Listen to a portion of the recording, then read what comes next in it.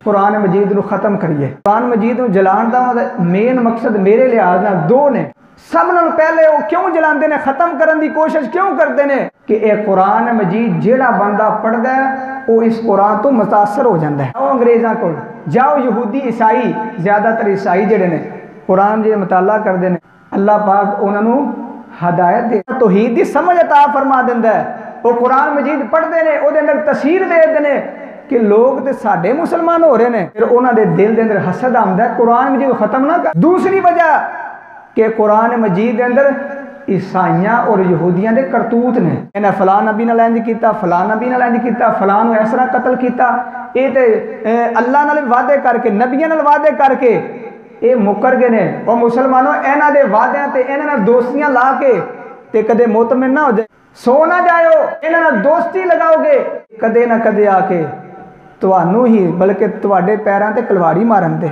ये दो चीज़, एक बंदा कुरान पढ़ता है मुतासर होकर मुसलमान हो जाता है, दूसरा इन्होंने करतूत लिखे ने तो ये समझे साढ़े इनू खत्म करांगे तो फिर ही कामयाब हो सकने, असी उंज नहीं हो सकते। अंग्रेज़ ने आख्या असी इंज करने कुरान मजीद खत्म करिए तो उस तो बाद जरा ना असी इन्हां ते गालिब आवांगे। वैसे कुरान मजीद जिन्ना चिर इन्हां कोल है ये पढ़ते हैं, ये अहकामात अमल करते हैं, असी जो मर्जी टिल ला लीए, जिन्ने मर्जी मज़ैल, जितने मर्जी अपना असी असला इकट्ठा कर लीए, असी इन्हां ते गालिब नहीं आ सकते। उन्हें आख्या अच्छा कुरान मजीद खत्म करने किंज खत्म, उन्हें आख्या इंज करो कुरान मजीद जिदे घर है उन्होंने आखो दिओ जला दे। हुकूमत सिपाही ने हर चीज़ उन्होंने कोल है, उन्हें इंज किया सिपाहियों आख्या जिदे घर कुरान मिलता है उन्होंने लैके जला देवो। जितना हज़रत मूसा अलैहिस्सलाम का पता चलिया एक बच्चा पैदा होएगा, उन्हें फिरौन नूं जिहड़ा वे जलील रसवा कर देना, तो उन्हें आख्या जिहड़ा बच्चा पैदा होए उन्होंने कतल कर देवो।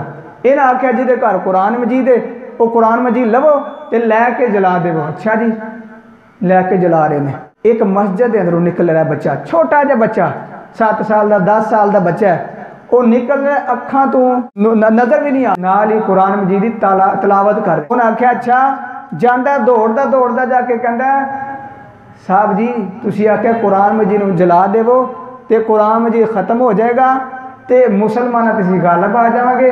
मैं तो एक मंजर वेख के आया, इन्हां दे मुसलमाना दे घरां विचों कुरान मजीद ते कढ़ लवांगे, खत्म कर लवांगे, लेकिन इन्हां दे छोटे छोटे बच्चे वो भी नबीने, उन्हां दे दिलां और सीनियां तो कुरान किस तरह कढ़ांगे। कुरान मजीद अल्लाह ने इस तरह हिफाजत की है, जिहड़ा भी आया कुरान मजीद मिटाने वास्ते वो मिट गया। तो असी